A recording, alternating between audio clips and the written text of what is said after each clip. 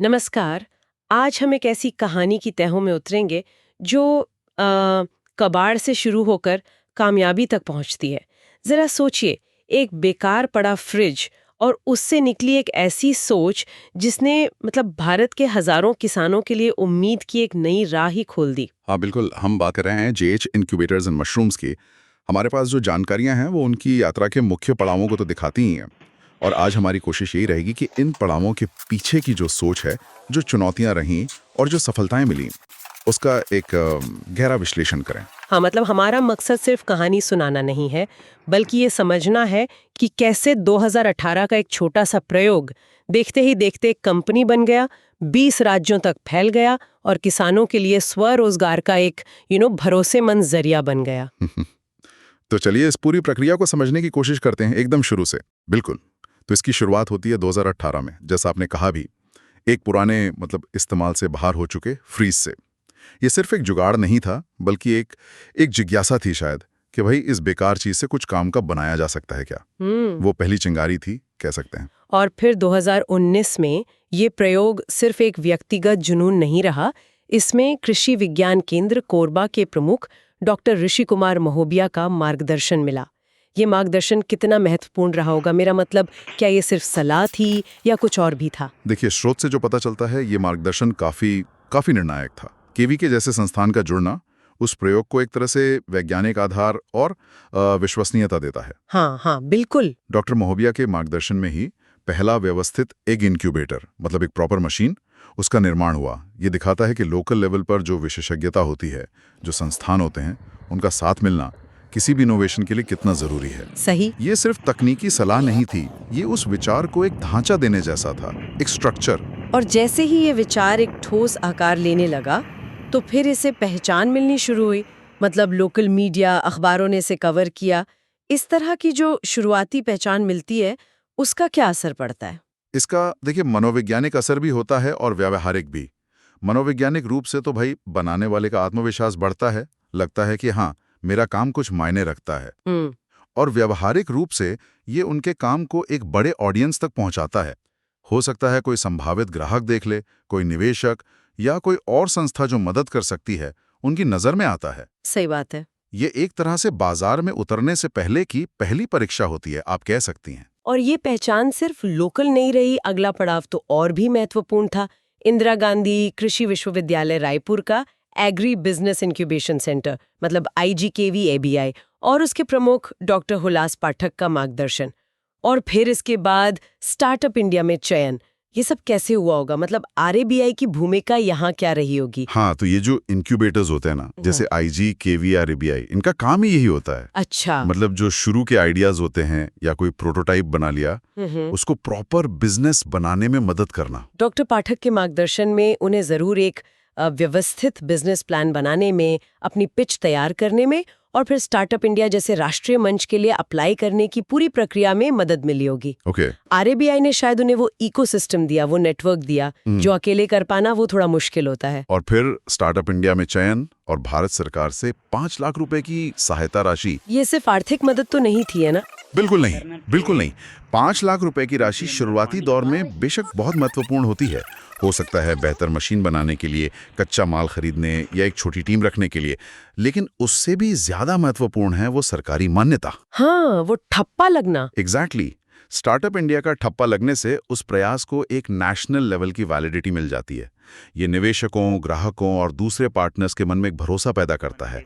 और यहीं पर, इसी पड़ाव पर, जेएच इनक्यूबेटर्स एंड मशरूम्स एक औपचारिक कंपनी के तौर पर स्थापित हुई। तो एक कबाड़ के फ्रीजर से शुरू हुआ विचार अब एक मान्यता प्राप्त फंडेड स्टार्टअप बन चुका था। लेकिन प्रोडक्ट कितना भी अच्छा हो, उसे सही ग्राहक तक पहुंचाना, ये अपने आप में एक बड़ी चुनौती होती है।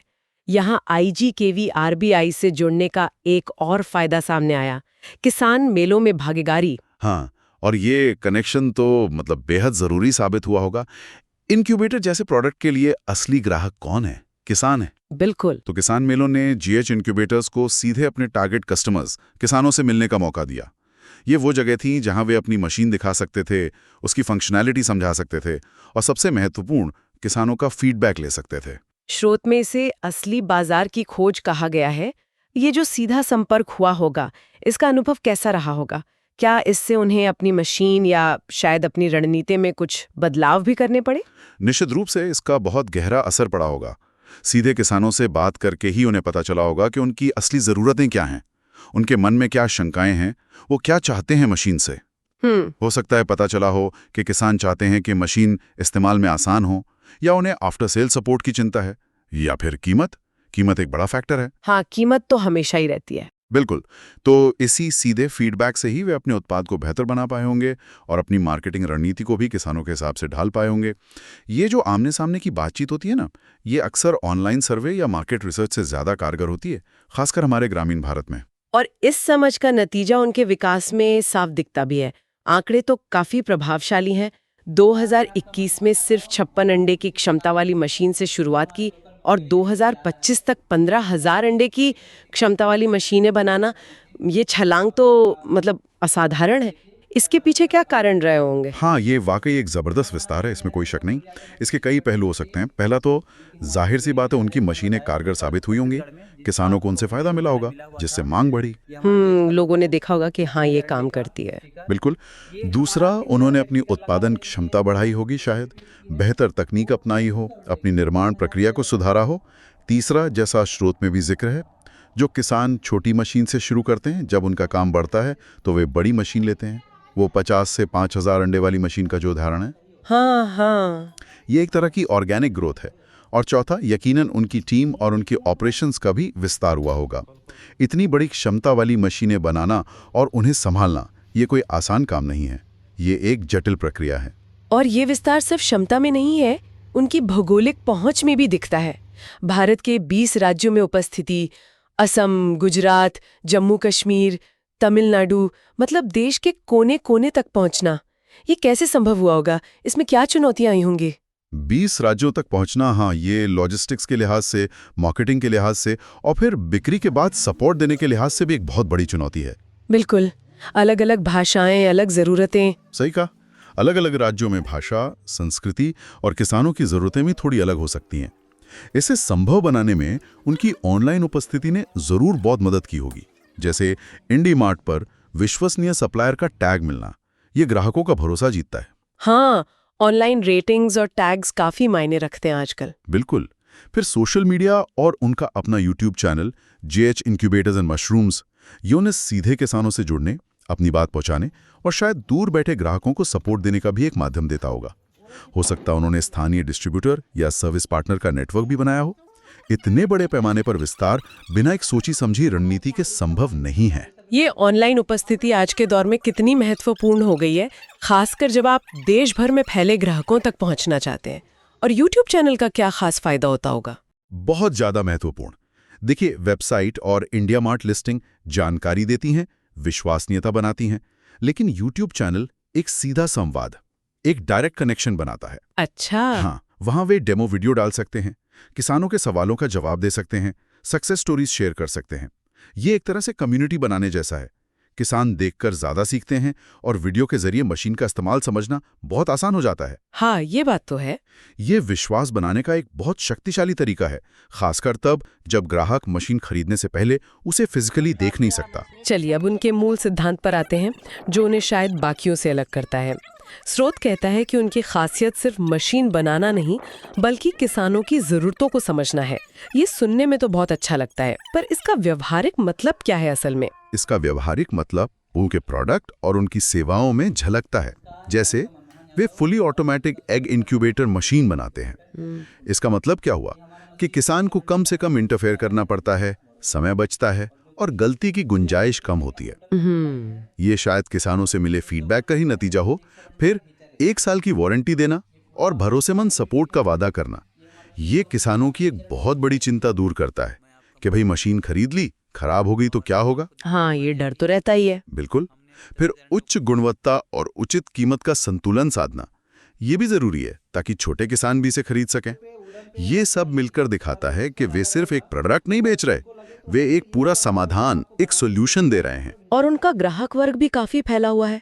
स्व सहायता समूह की माताएं बहनें, KVKs खुद, बड़े कमर्शियल पोल्ट्री फार्मर और यहाँ तक कि दूरदराज के बनवासी किसान मित्र भी।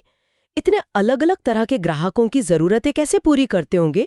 क्या सबके लिए एक ही मॉडल काम कर जाता है? ये एक दिलचस्प सवाल है। बहुत संभव है कि उनके पास अलग अलग क्षमता वाली मशीनें तो हैं ही, 56 से 15,000 अंडे तक। शायद कुछ अलग फीचर वाले मॉडल भी हों जो अलग अलग ग्राहक वर्गों की जरूरतों को पूरा करते हों। अच्छा, जैसे मान लीजिए एक स्व सहायता समूह है, उनकी जरूरतें एक बड़े कमर्शियल फार्म से बिल्कुल अलग होंगी। एसएचजी को शायद कम क्षमता वाली, बेहद सरल, आसानी से चलने वाली मशीन चाहिए होगी, जबकि कमर्शियल फार्म वाले को शायद ज़्यादा ऑटोमेशन चाहिए हो, डेटा लॉगिंग जैसे फीचर्स चाहिए हो। तो उनकी सफलता का एक राज शायद यही है कि वे अलग अलग ज़रूरतों के हिसाब से उत्पाद और शायद सपोर्ट भी कस्टमाइज करके देते हों। ये दिखाता है कि उन्होंने अपने बाजार को कितने ध्यान से समझा है, सेगमेंट किया है। और इसका सबसे बड़ा प्रमाण तो वो किसान है जिन्होंने छोटी शुरुआत करके अपने काम को बढ़ाया। स्रोत में ये जो जिक्र है कि 50 अंडे की मशीन से शुरू करने वाले किसान 5,000 अंडे की मशीन तक पहुंचे हैं, ये सिर्फ एक आंकड़ा नहीं है, ये तो लोगों के जीवन में आए बदलाव की कहानी है। बिल्कुल बिल्कुल, ये कहानियां ही उनकी विश्वसनीयता और उनके प्रभाव का असली सबूत हैं। जब कोई किसान अपनी क्षमता 100 गुना बढ़ा लेता है, तो इसका मतलब है कि उसे न केवल मशीन से फायदा हुआ, बल्कि उसने उस फायदे को दोबारा इन्वेस्ट करके अपने बिजनेस को बढ़ाया है। सही बात है। ये दिखाता है कि जीएच इनक्यूबेटर्स सिर्फ मशीन नहीं बेच रहे हैं, बल्कि वे किसानों के लिए आर्थिक उन्नति का, आगे बढ़ने का एक साधन मुहैया करा रहे हैं। उनका ये कहना कि वे किसानों के सपनों का सच्चा साथी हैं, वो इन कहानियों से सार्थक होता दिखता है। तो अगर हम इस पूरी बातचीत को समेटें तो क्या मुख्य बातें उभर कर आती हैं? जीएच इनक्यूबेटर्स की इस यात्रा से क्या सीखा जा सकता है? क्या टेक अवेज हैं? कई बातें हैं असल में। पहली तो यही कि किसी भी छोटे स्थानीय इनोवेशन में बहुत बड़ी संभावना हो सकती है अगर उसे सही दिशा और सही समर्थन मिल जाए। दूसरा, केवीके और आरएबीआई जैसे संस्थानों की भूमिका सिर्फ तकनीकी मार्गदर्शन तक सीमित नहीं है, बल्कि नेटवर्किंग, मान्यता दिलाने और बिजनेस बनाने में भी बहुत महत्वपूर्ण है। तीसरा, ग्राहक को, खासकर अगर आपका ग्राहक किसान है, तो उसे गहराई से समझना और उसकी जरूरतों के हिसाब से प्रोडक्ट और सेवाएं देना, ये सफलता के लिए बेहद जरूरी है। बिल्कुल। चौथा, सरकारी योजनाएं जैसे स्टार्टअप इंडिया, इनसे मिली मान्यता और शुरुआती मदद एक कैटलिस्ट, एक उत्प्रेरक का काम कर सकती है। और पांचवां, लगातार सीखते रहना और बदलते बाजार के साथ खुद को ढालना, जैसे कि उन्होंने ऑनलाइन उपस्थिति बनाई, ये विकास के लिए आवश्यक है। वाकई ये एक प्रेरणादायक कहानी है कि कैसे एक साधारण सा विचार, सही सहयोग और किसानों पर केंद्रित सोच के साथ राष्ट्रीय स्तर पर इतना बड़ा प्रभाव डाल सकता है। कबाड़ के फ्रीज से शुरू होकर हजारों किसानों का साथी बनने तक का सफर कमाल का है। हमारे आसपास न जाने कितनी ऐसी अप्रयुक्त, मतलब जिनका इस्तेमाल नहीं हो रहा, ऐसी वस्तुएं या अनकहे विचार बिखरे पड़े होंगे जिनमें इसी तरह की अपार क्षमता छिपी हो सकती है। सही। जरूरत है तो बस उन्हें पहचानने की, सही नजरिए और प्रयास से उन्हें संवारने की। या ये भी सोचा जा सकता है कि ऐसे छोटे छोटे जो इनोवेशंस होते हैं उन्हें राष्ट्रीय पटल पर लाने के लिए और क्या किया जा सकता है? क्या हमारे पास पर्याप्त संख्या में केवीकेज या आरएबीआई जैसे सपोर्ट सिस्टम्स हैं जो देश के हर कोने में ऐसे प्रयासों को पहचान कर मदद कर सकें? ये सवाल भविष्य के लिए काफी महत्वपूर्ण है।